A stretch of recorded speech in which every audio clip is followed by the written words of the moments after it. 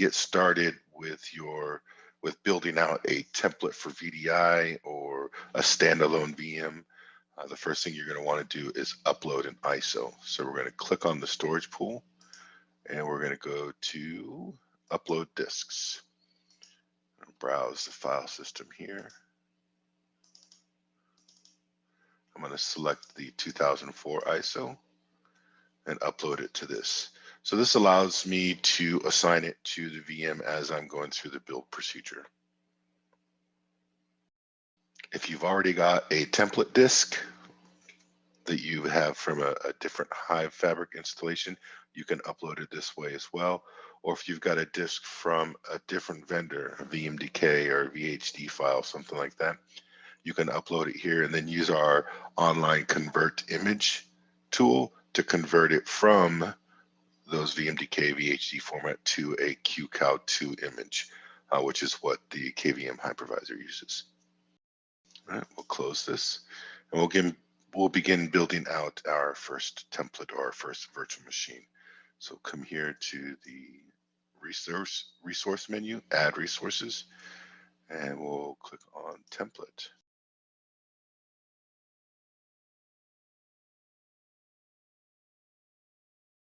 I think it's a good idea in your template name to name it the same as you're going to name the disk.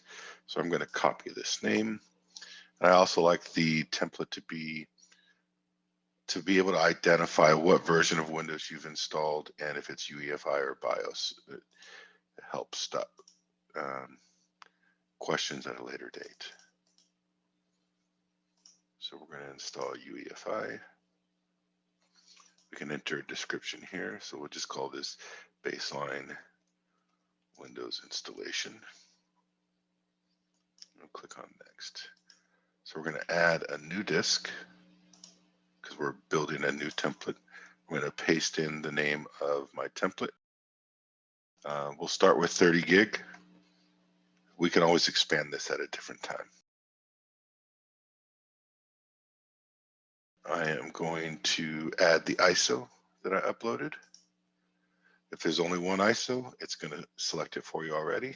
So I'll submit that. And I'm going to add the driver ISO that we use for the IO driver set. So this will be the only time that we need to add anything separate, like a tool set or drivers, is during the initial build. So I'll click on next. And then I'm going to select the network that this template is going to be tied to. We'll save that. And then we're going to put the template in authoring mode. Essentially, authoring mode just boots up the template so you can add applications, configure the OS, that sort of thing. So we're going to click on Manage Template VM and then double click here. Press the space bar to boot from ISO. So you'll follow the guidance here from your organization with the exception of the driver installation during the Windows build. Choose Custom Install and then Load Driver. We're going to browse, go to the driver ISO.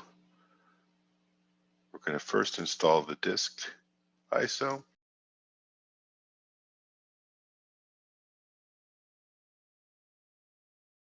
My personal preference is to load all the drivers up front so I don't have to worry about doing it after the fact. There's only 4 drivers to load. It only takes a couple minutes to get through. So the next driver we're going to add is the VIO serial. The serial port driver is how we inject our agent at the time of VDI build. So this allows us to communicate with the agent on the VM and publish process and metric data to the message bus. I'm going to install the NetKVM driver, obviously the network driver.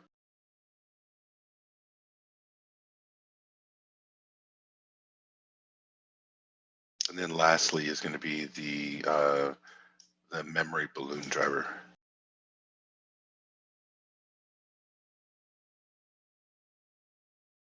So look for an update to this process in near future release. We're looking to automate this process so it's not as cumbersome, although spending 3 to 5 minutes to do this doesn't seem too bad.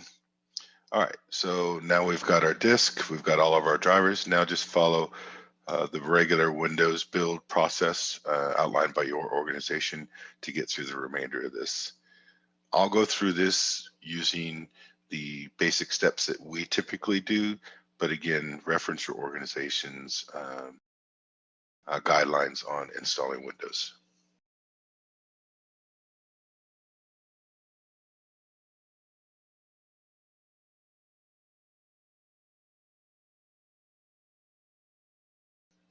So I'm going to go through the remainder of this Windows install with my region, our organization's best practices, but again, follow yours. US keyboard. I'm going to skip an additional keyboard layout.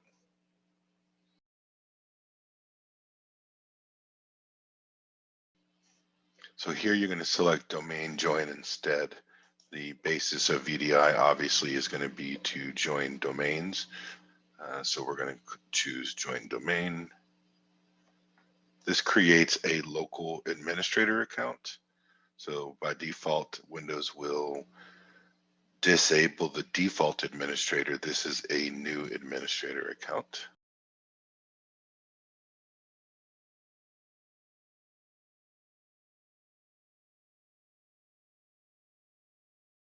I always turn off these additional services.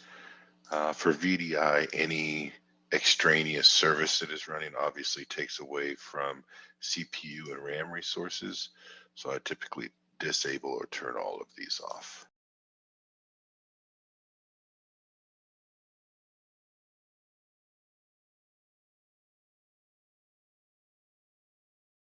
So once you've completed the build of the baseline Windows OS, here you'll go in and you'll do updates and you'll optimize it for VDI. Some of the basic optimizations we perform are going to be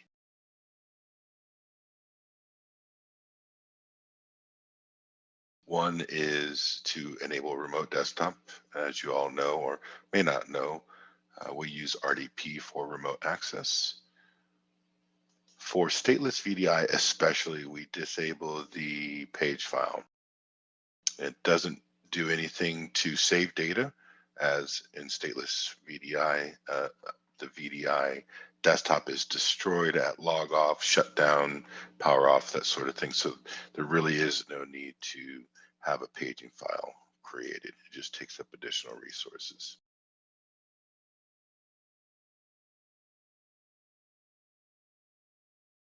So we've enabled remote desktop, we've disabled the page file.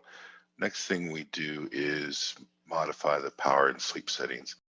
Obviously, you don't want to have your VM going to sleep on you, so we'll select the ultimate performance plan, which is a new one for build 2004.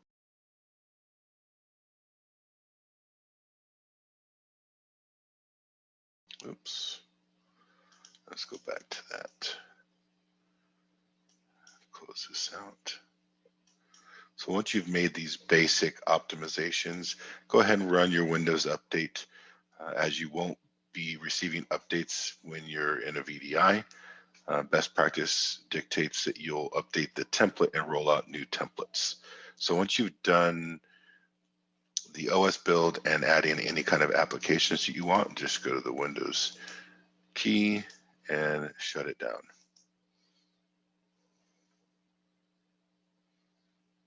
Once you've shut down the template, then we go back to the templates menu. We see that it's in authoring mode. We're going to exit authoring. We exit authoring. As long as the state says available, then you're good to go. This will be your first template that you created. And then of course you'll follow on with creating your realm and your profiles to begin deploying VDI.